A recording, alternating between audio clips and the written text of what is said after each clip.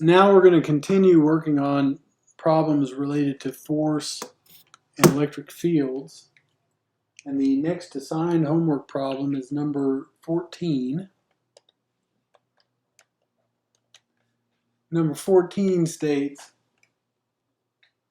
how far apart must 2 points charges of 75 nanocoulombs be to have a force of 1 Newton between them? Okay, so Q1 is equal to Q2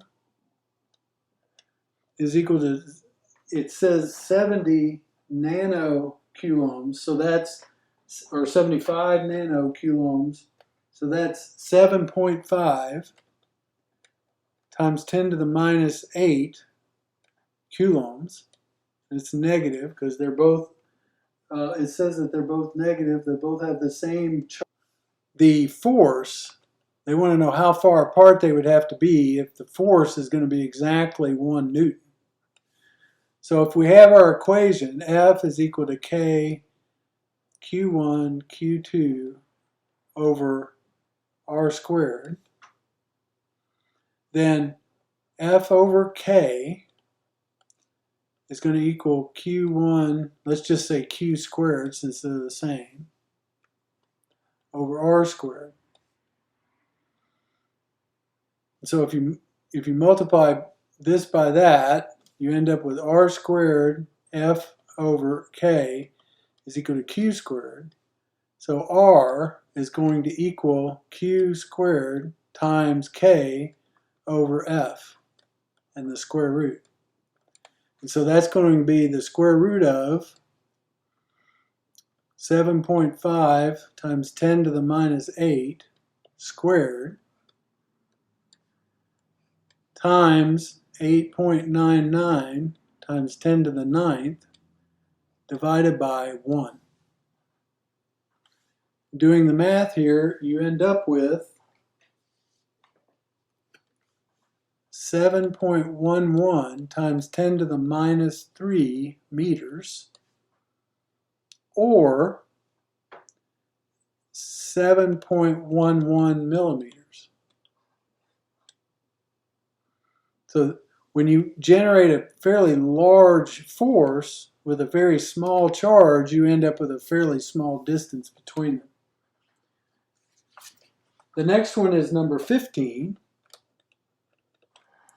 Number 15 states, if two equal charges, each having 1 coulomb, are separated in air by a distance of 1 kilometer, what is the magnitude of force acting between them? Okay, Q now, Q1 is equal to Q2 is equal to 1 coulomb.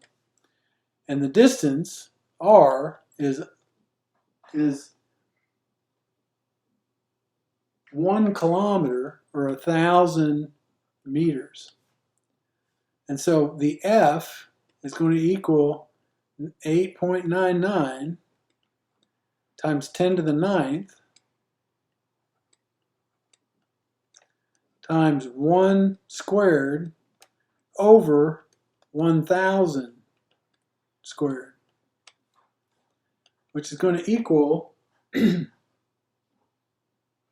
8.99 times 10 to the 3 newtons. So even though they're a kilometer apart, 6/10 of a mile apart, about 1,000 meters, a little less, maybe 985 yards apart, there's still this force, and that's because 1 coulomb is an enormous charge. Number 23. Now with number 23, we're getting into a little bit more difficult. It says a certain 5-cent coin has 5 grams of nickel. What is the fraction of nickel's electrons removed and placed 1 meter above it? 1 meter above it would support its weight, the weight of the coin. So the force is going to equal 5 grams, which is 0.005 kilograms, times 9.8 would be the weight. And it tells you the molecular weight of nickel is 58.7 grams per mole. And each nickel has 28 electrons. So in essence, what you're looking for is the charge necessary to generate this level of force. So first, if we say that the force is equal to K Q1 Q2 over R squared, that means that, and since Q1 and Q2 are the same, that means that if we rearrange this, we end up with the square root of F over K times R squared. That'll equal the charge. And if you put the numbers in, so Q is equal to the square root, and F is this multiplication, which turns out to be 0.049 newtons, divided by 8.99 times 10 to the 9th times R squared, which is 1. That's the easy part. It turns out the charge has to be 2.33 times 10 to the minus 6 coulombs. And if we convert that to equivalence by dividing by 1.60 times 10 to the minus 19 coulombs per equivalent, it gives you 1.46 times 10 to the 13 equivalents, or unpaired electrons. Now if we take our mass here, we have 5 grams, and it's 58.7 grams per mole.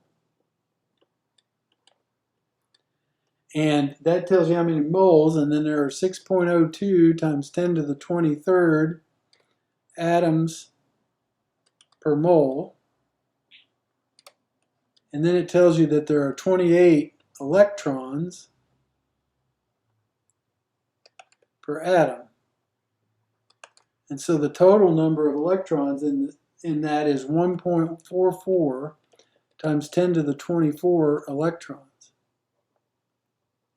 of which this many have to be unpaired in order to lift it. And if you divide this number by this number, you get the ratio, or the amount fraction that is unpaired, which is 1 times 10 to the minus 11. Number 25. Okay, you have two charges. Number 25 gives you two charges, one of which is 5 microcoulombs, which is 5 times 10 to the minus 6 coulombs. And the second charge is a negative 3 microcoulombs, or minus 3 times 0 times 10 to the minus 6 coulombs. And they are placed, R is 0.250 meters apart. And they want to know where a third charge can be placed so that the net force on that third charge is 0. Okay, so you have one charge that's 5, positive 5, and then you have another charge that is a negative 3. And so you put some charge out here, you put a charge somewhere so that the net force is going to be 0. Now, basically the 5 coulomb charge has to be farther away than the 3 coulomb charge. It doesn't matter if it's positive or negative. If it's positive, then it would be attracted to this and repelled by this. If it's negative, it would be repelled by this and attracted by that. But it has to be over here, because in order for it to be 0, the closer one has to be less than the one that's farther away. So it has to be over here somewhere. So your distance here, you can call it d or x or whatever you want to call it. It has to be on this side, so that the distance from this new charge q has to be d from the smaller charge and d plus 0.25 from the larger charge. Now once you get that, so first of all, the force from the 5 coulomb charge is going to equal K Q5 Q, whatever that is, over D plus 0.25 squared. And the force for 3 is going to equal K Q3 Q over D squared. Okay? Now, that means that now we know that the force from the 5 plus the force from the 3, we'll call it minus 3, has to equal 0. And this will be a minus number. And so that means that, and that equals, if you put these two together, you get K times Q, because those two are common in both of these, times Q1 over D plus 0.25 squared, plus a negative Q2 over R squared, or D squared. Let's call it D squared.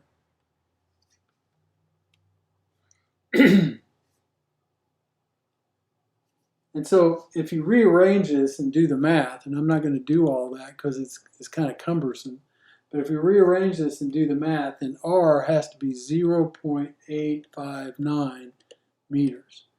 And so the distance, or D, excuse me.